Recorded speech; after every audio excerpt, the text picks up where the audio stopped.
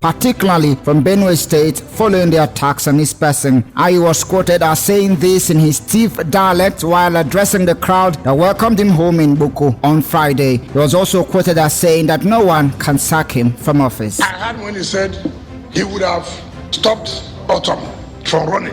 You see how ungrateful human beings are. This was the same his governor Atuma who pleaded with us and said, listen, I can take this risk and let him become the national chairman without being greedy. I remember the governor that no national chairman should come. Governors of the Southeast region have lamented the rising levels of insecurity in the region and are planning a joint highways patrol as part of moves to combat the trend. This was part of their resolution after a meeting in Enugu State yesterday. The governors also distanced themselves from the Eastern Security Network (ESN), reiterating that they only jointly formed Ebubago and Forest Guards, not ESN. Southeast governors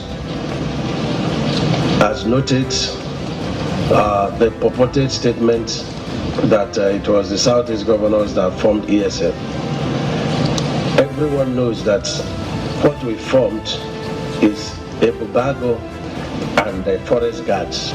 Finally, Southeast governors are watching with keen interest the development with respect to the case of Nnamdi Kanu vis-a-vis the court rulings. However, we believe that a political solution is still very much possible in the circumstance. Still on insecurity, Panindibo socio-political organization Igbo has raised the alarm over the height of insecurity ravaging the southeast, stating that the region is under siege. It specifically fingered Ebubago in some of the killings and kidnappings taking place in the region, with the claim that some politicians used the outfit to settle political scores. The chairman, Council of Elders of Igbo, Humphrey Ojiako, at a press briefing in Abuja, argued that the reason for the formation of Ebubago has been defeated. Igbo wishes to note with regret that the Ebubago outfits in Ebonyi and Imo states do not so far reflect the original structure and purpose that was agreed upon by all stakeholders. These outfits should therefore be reset as a matter of urgency or be disbanded. All right. Sincerely, we do apologize for starting this particular show behind schedule. We're just trying to sort out some things to make sure that you have a wonderful time listening to us. Welcome to the platform, the pinnacle of all discussion. My name is Ginika Olwaha. Now, Abia Central Senatorial Zone houses the seat of power of the state, and as such, anyone vying to represent the zone must have an in-depth knowledge of lawmaking and adequate representation to attract development and improve lives of the citizen. On the platform this morning, the APC senatorial candidate for Abia Central Senatorial Zone, Honorable Emeka Atuma, is our guest as we x-ray his program for his constituent crisis in APC, which may also affect the fortunes of the party. Now we have him joining us virtually right now. Honorable, thank you so much and good morning. Welcome to the program. Thank you so much, Samson. Thank you for bringing me on board. Hello, Abians, and I quite appreciate this program. Okay. And I thank you so much for having me. Okay, so we'll just hit the ground running immediately. Let's look at your program for Abia Central Senatorial Zone. What are you bringing to the table this time as a senator? We understand that actually you were the House of Representatives some time ago, but we couldn't exactly say, okay, these are the things you were able to achieve.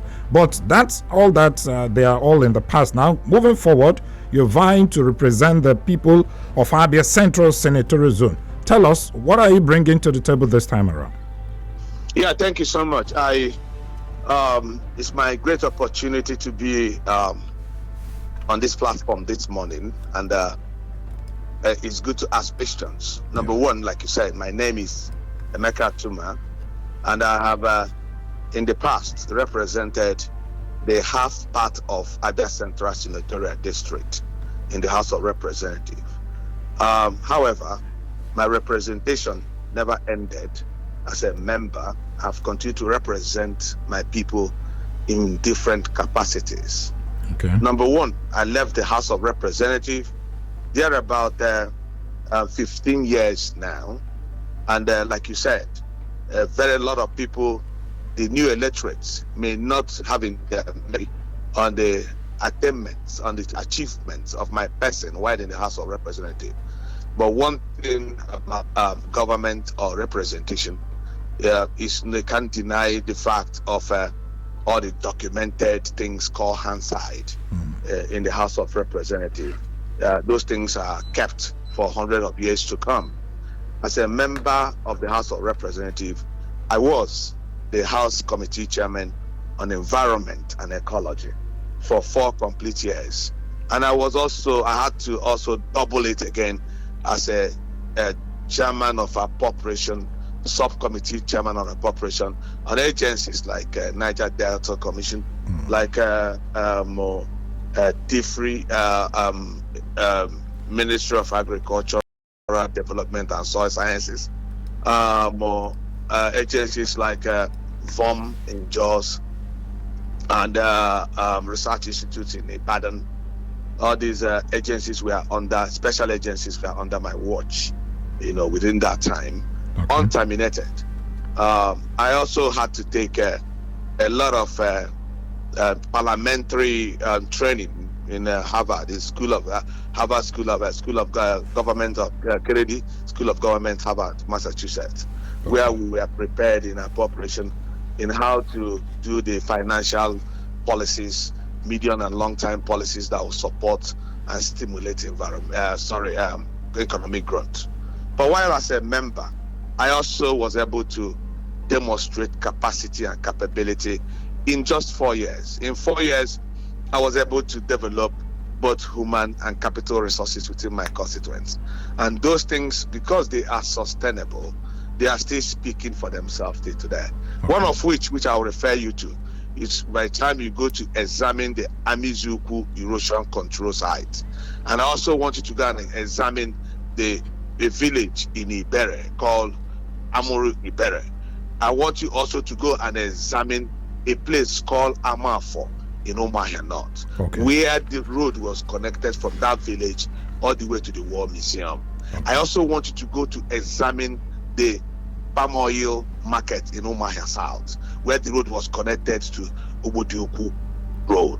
Okay, Honorable, yes. It appears that the list is quite endless. Okay, you will continue. Let's just take a breather. You will continue. Let's take a breather to pay this bill. When we come back, we continue from where you stopped. Stay with us. Okay, thank you. All right, welcome back to the program. It's still the platform, the pinnacle of all discussion, and we are actually talking about Abia Central Senatorial Zone ahead of the 2023 general election in Abia State here. And my guest has been Honorable Emeka Atuma, the APC senatorial candidate for Abia Central Senatorial Zone. Now, welcome back, Honorable. Now, continue. You said you've achieved a lot while you were there at the House of Representatives. I think those ones are well documented. Now, let us look at those ones you intend to do as a senator going forward. Yeah, thank you so much. As an experienced parliamentarian, there is what is actually required of a parliamentarian, which is cognitive experience. Okay. A parliamentarian that knows what to do from beginning, that knows where to serve, that have its legislative agenda. Even as a member of House of Representatives, my private member bill, which is NESRA, the National Environmental Regulatory and Standards Agency, is my private member bill that translated to agencies of this country today.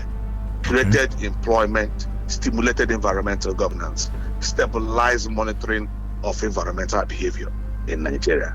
Then my second member bill that became the law of this country, I became an agency, the National Oil Detection and Response Agency, because at the time, Nigeria being the 6th nation oil producing state, did not have any kind of oil contingency plan. Should there be any major tier 3 oil spill? We didn't have such plan. We didn't have such program. So should such a thing happen in Nigeria, take for instance, one oil well explodes. We don't even have any way to manage it. We didn't have agencies of government. We didn't have any call center to do so. That necessitated me of looking in that direction. And today, to God be the glory, that we have such plan already put in place, which has been running since the last 15 years now. That said, In getting to the Senate, I know firsthand what to do, bearing in mind of my parliamentary experiences. I know the areas that's going to be my parliamentary agenda in order to emancipate, in order to bring representation to my people. Like which areas? Those areas that are going to be my foremost areas in my legislative agenda will be education. Education in the sense that what is it going to be that the federal government is going to do to develop educational policy within my constituency. I'm not talking about national educational plan. I'm targeting it to my senatorial district, which you have there already. You have the University of Agriculture already there, Michael Lopan University of Agriculture already there. You have the National Root Corps already there. Then you have the crop development and the tree development of Ministry of Environment, which I brought myself actually. That is in Umeke. Umeke is already there. These are federal government establishments. Where is Umeke now? Umeke is Ahieke. Ahieke is just by Ibeko. Okay. When you're heading to Ikua and Ahieke, okay. you will see the station. You will see the Ministry of Environment, the Soil and Forestry Development. You will see it there. I thought I was the one that actually brought that sighting of that agency of federal government there in 2005. It came there. So all those places, there's been a marginal representation of those areas. So they have not grown. These are the things that will stimulate employment, develop things for our people, because federal government will have to make that proper investment. The power of appropriation resides on the hands of the parliamentarian. That's one thing people don't understand. When you're seeking to go to represent their people, you first of all will have to have the knowledge of what representation. What are you representing? What are we even going to Abuja to do? The question is the power of the purse.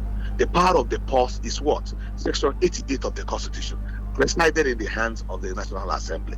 So at the end of every year, it's a ritual. That Appropriation Act is the most important act to be developed by anyone that says that he's going to represent his people.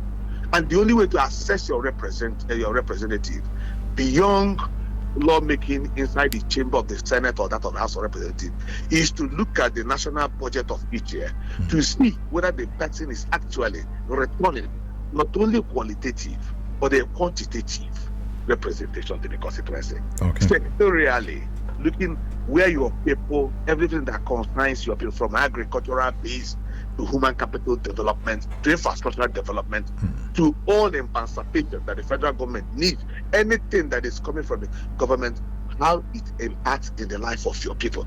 Okay, now talking about, Honorable, sorry to cut you there. Now talking about the infrastructural development of your people, take for instance this Ikuano Ikotepene road. That particular road has been there, and it appears that politicians are actually using that as a campaign strategy to actually woo people to support them. And if eventually they get into office, they jettison any idea, or rather they don't seem to push to make sure that that road is fixed. So what are you going to do in this respect? And I know that there are other roads like that scattered all over Abia Central Senatorial Zone.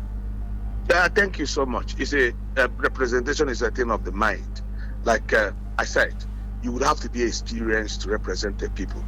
You have to have what they call a constructed trust policy, where your people is able to trust you. While in the House of Representatives, for 4 years, there was no single pothole in Ikuano all the way to Ariam on that road, because I domesticated that road in FEMA.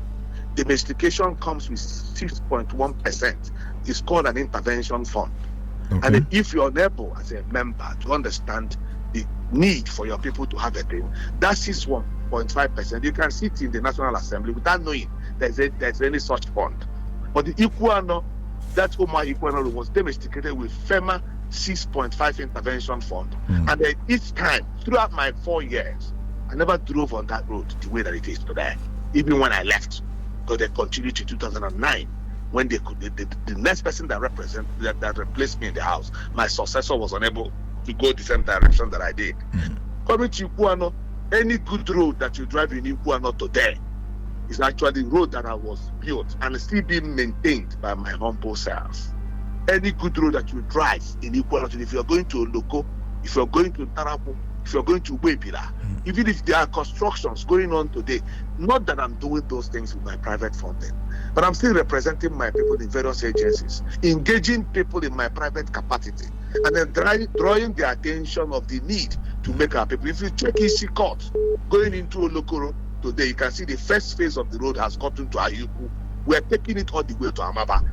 These things, I'm not an elected member at the moment. I'm out of the parliament, but I'm still representing my people, ensuring that the government attention is drawn to my people. So what will you now do in that regard? I mean, the Kote Beni Kwano road. That's what I'm saying. The Kote Beni road. I'm only telling you, that you have to be insightful to be able to bring that to develop your people. I see the way the road is, but I assure you, one thing I assure you, which of course I know, that however that it is, they said that this road have been awarded to NMPC, whatever. There have been a lot of, like you said, played politics with the road.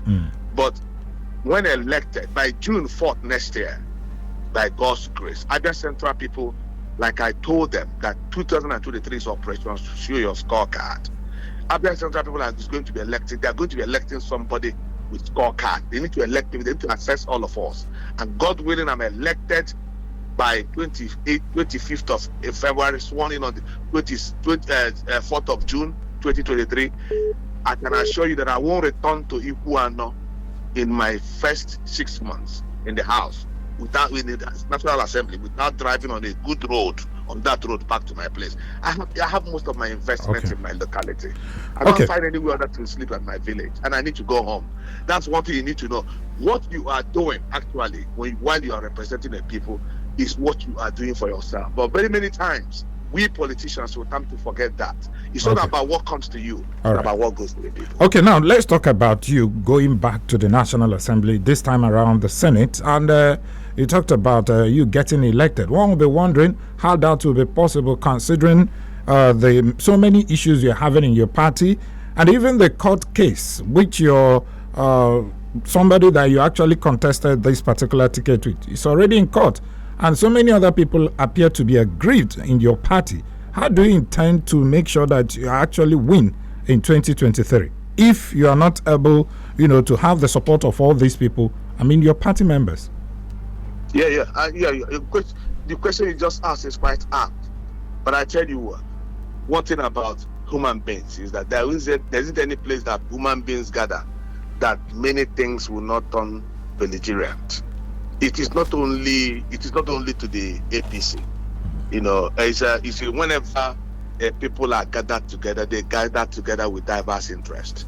And when they feel that their interest is not actually realized, or maybe they're not getting it, it turned out to some people, as gentle as they may appear to be, would probably accept the fate and believe that someday it will be theirs. But naturally, 70% of human beings are, in their sense, quite belligerent. So, going to somebody taking me to court and being a member of the party, the one thing about me is that I don't like, as a lawyer that I am, I don't do what is called public adjudication, because everything about going to court will be based on the face of law and the evidences are due. Honorable, so many people out there believe that you actually did not participate in that primary. So they are wondering, at what point did you join the APC primary for Abia Central Senatorial Zone? They know that you actually contested for governorship. Okay, for the issues of clarity, please. I need you to. I've refused to speak in this direction, but I'm going to speak in this direction just once. And may never repeat it again. All right. You see, a political party is run by the political party. Like I said, I don't do adjudication outside. People that said that I did not contest for the senatorial primary, it is left for the party to decide who contested primary or who did not contest primary. It is not a shout of one man. And as long as a man confirmed by himself that a primary of 28th of May was inconclusive and cancelled, I wonder how a man will now say that he was declared winner on the 29th. And it has turned to a media hype.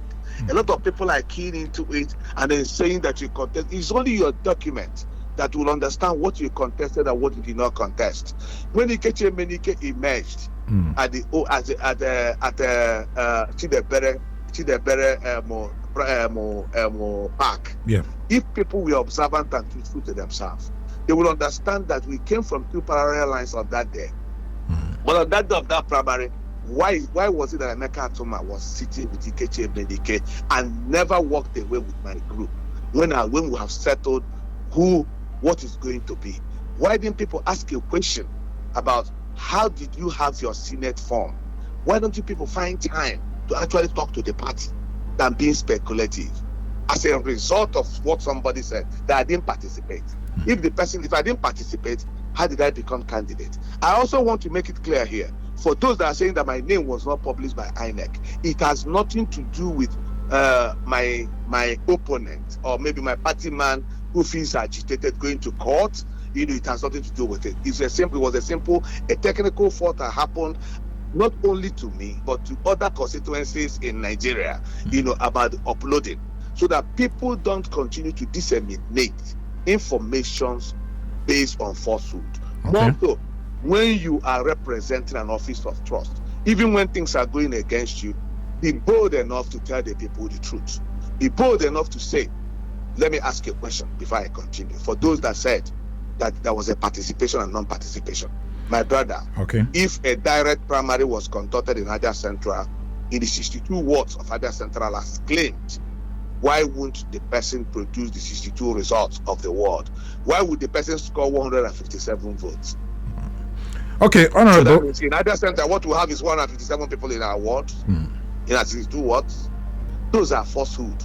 Let us assess these things dispassionately and let it be more investigative in this journalism, so that people will not continue to carry information that are based on falsehood. I contested a primary on the 7th of June, which was actually the date the party had to reschedule the primary. And the primary was indirect primary. The delegates were there. And the delegates also were voted and produced a winner of that primary. The venue for that primary was? Chidebere Park. Okay. On the 7th of June. All right. Yes. Okay, now, Honorable, have you been able to reach out to aggrieved members, even your opponent on this particular issue, Sam Onibu, and some other people who may be aggrieved within that axis, to see a way to pacify them and get their support as well? Yes, we've done so. I mean, we constituted a reconciliation committee. Even on the day of the judgment of that matter, I simply told Sam Onibu that we come from the same locality. He's my successor in the House of Representatives, as God may have it. And we come from the same locality, and there may not be need for us to continue to do this. We'll join our hands together to develop our people.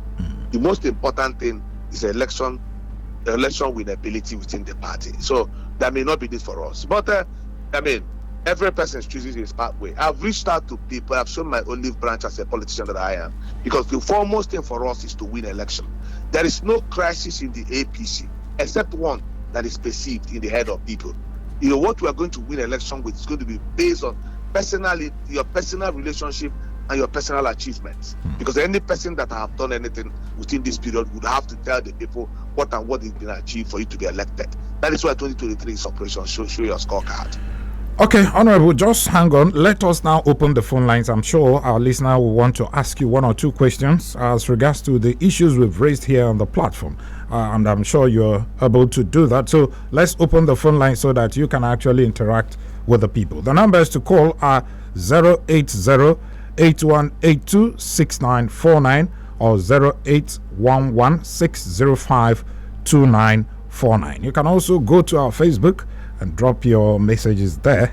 And for now, the SMS facility is bad. So go ahead and call us. Hello, good morning. Hello, good morning, Emeka. Good morning, welcome. Okay, good morning, Honorable. Okay, I'm Okafor Chinedum. I'm calling from Umahia. Okay, I love the way the politics of this era is moving. It shows that people are now more interested in the antecedent of the candidate, more of the party. Now, my question to Honorable in the House is, if eventually he wins election because he is a candidate recognized by INEC, what difference is he going to do to fix Umuahia Road? that road has been a problem. And again, as Iguano people are known to be a locality known for agricultural production, what is he going to bring to the table to ensure that he improve the cultivation of food from that very axis? That is my question for him this morning. Thank you very much. Thank you so much. Hello, Honorable. I'm sure you heard him. Maybe I will. Yes, you will react to that, but let's take another call now. Hello. Okay. The numbers to call are 080-8182-6949 or 08116052949. Hello. Good morning. Morning, Emeka. Good morning. Welcome. Good morning, Honorable. Go ahead. Who say man no there's the name? I'm calling from Mumbai. To me, Emeka, it's very, very easy for politicians to come on air to tell us that they're going to do millions of jobs when, if elected, because we're in a campaign period. So a lot of things will be coming to play just to favor or whatever thing that they're going to do.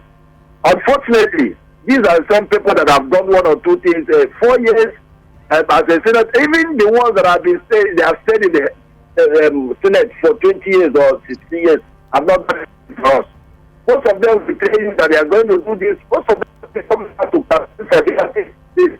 We'll talk about it. He said something about when we asked him a question about his brother Onibo and the primaries that they made, he told us that party is supreme.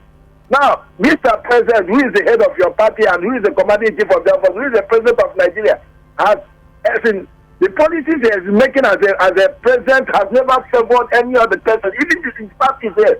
So how do we expect a person that is coming from the same party that will tell us that party is not in during the campaign period? It is the logo, the ballot paper carries logos of the party, not human, not individual. So party has every effect on an individual, and they have policies that they are doing. So let him come and consult with Tony Boy. I believe that maybe during the primaries it was only that we know he contested for governor. Okay. All right. Thank you so much, Hussein Manode. Honorable, maybe I will just allow you to react to these few questions while we allow people to call in later. Hello, Honorable, are you there? Yeah. Thank you so much. Okay. I'm happy to have taken these two questions and the measured display of emotions. Like I said, 2023 will be Operation Show Your Scorecard. The first man asked, what will be it that I'll be bringing to the table? Yeah, in terms of fixing the Ikote road. Yeah, I know. What will be I'll be bringing it to the table if elected? Yeah. You know that Iguano Maya Road is a full basket of one of the full basket local government of the state. That I agreed. I said in my preambles, in my opening comment, that to speak today, that I make bold to say that any good road you're driving in Iguano, we are all attracted and done by me, and there are no potholes on them. And that the one that is leading to Ibere is the place is a construction site now. I'm not elected. I'm not even elected. I'm not even representing anyone. I'm representing my people privately, because government or governance, you don't need to be elected to continue to speak on behalf of your people and getting that which belongs to them. If I've been able to do this within and outside government, I think when elected, what will be it then that I would do? Yeah, that is the question. You have to assess people by their works.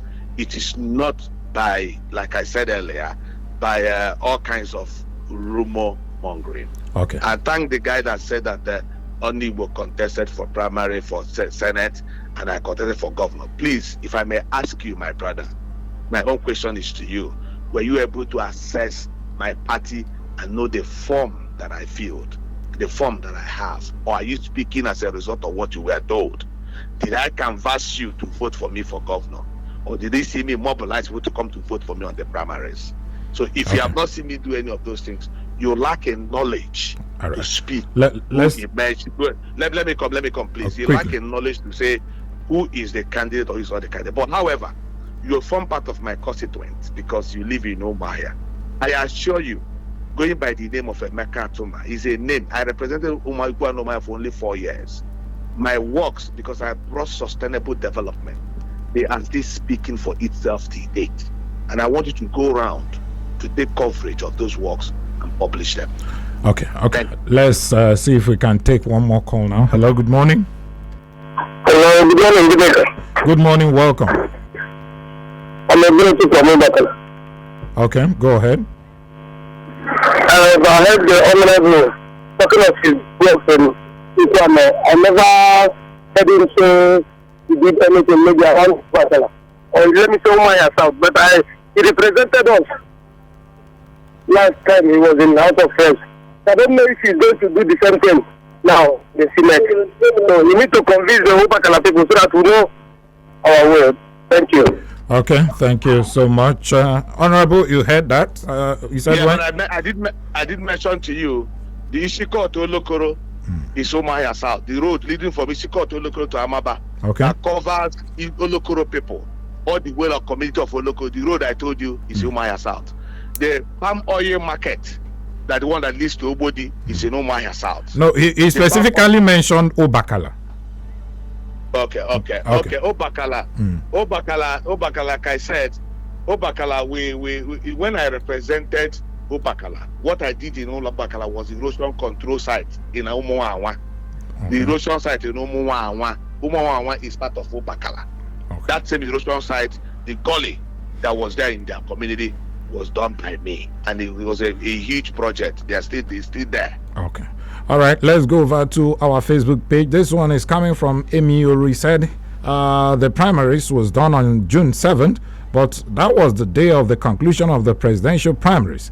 And Honorable Atuma was in Abuja, and the chairman of the panel was in Abuja too. How then did this happen? Honorable. I can answer that. You see, that's what I said. I have gone past this. I thought that we should put this behind and begin to run elections. But however, for clarity again, there may be need for you to let this person know there's what is called local government delegates, state delegates, and national delegates. The local government delegates do not go to Abuja. They stay in the local government and elect the House member, the House of Representatives, and then the senatorial candidate. Okay. Then the state delegate elects only the gubernatorial candidate. So all these delegates will never be admitted for them to come into any kind of national convention. That's number one. Okay. Number two, you have a convention going on.